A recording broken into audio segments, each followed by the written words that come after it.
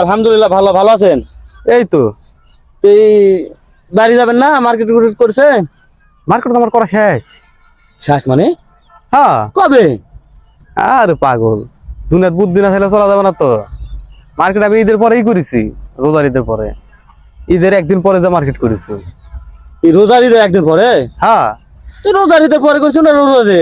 এই কুরবানি? আরে না পাগলা, এই ঈদের জন্যই করেছি। ঈদের বেচা কেনা শেষ দোকানদারিকে, তাহলে তো মনে করো যে জিনিসের দাম তো একটু কমে যাবে। হ্যাঁ। এই ঈদের জন্য আবার কালেকশন লিয়ে করা, আমি ওই জোরত করে নিচ্ছি। তেনিক আর হলে ঈদের দাম দেওয়া কিনা লাগবে না। মেলা ঠিক তো কম পাচ্ছেন তুমি। তো মেলাটিয়া কম পামো দেখে তো এই কাজ করেছি। তুমি মনে করো যে একটা শার্ট যদি এটা তুমি যদি 500 টাকা কিনা থাকেন, হ্যাঁ, এই শার্টটা আমি কিনেছি মনে করো যে 300 টাকায়, তোমাকে 500 টাকা নিচে কিসের জন্য? ঈদ উপলক্ষে। হ্যাঁ।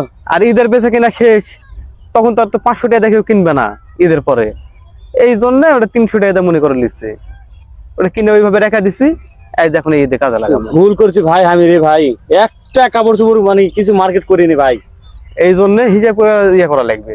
আমার কেন দরকার পড়েছে ঈদের আগে যায়, ওই একদিন দুই দিন আগে যায় 500 টাকার জিনিস 1000 টাকা, আমি গরিব মানুষ 1000 টাকা কিনবো আমাকে? ঈদের একদিন আগে যা মার্কেট করবে কারা? যার কোটি কোটি টাকা আছে। এই যে জিনিসটা তুমি মনে করছেন এটা ঈদের সময় নতুন আসবে, এই ঈদের সময় যেটা কিনেছেন এটাই তো 2 বছর তুমি ব্যবহার করবেন। চোখে দেবে তো তুলে তুলছেন আর বের করেছেন, ইয়া করছেন। এইরকম হলো সিস্টেম। একটা জিনিস কিনলে তো আমরা তো একদিনে ব্যবহার করে শেষ করবো না। টেকালা লোকেরা জিনিস কিনবে, 2 একদিন ব্যবহার করবে, ওটা ফেলাই দিবে। ওটা হলো ইয়া নাই। বড় ভুল করছি ভাই আমি ভাই। দেখি যাই ভাই, সামনে দেখতে কাজে লাগবে না। এক ঈদ গেছে সামনে মানে বাসা থাকলে তাই করো ভাই, তোমার বুদ্ধিটা মাথার মধ্যে ঢুকালি নো। দরকার ঈদের পরে আবার কিছু কিনা তুমি এটা সারা বছর চলবে, কোনো তুমি কিনা লাগবে না। কেন আমি বেশি টাকা দিবা দাও?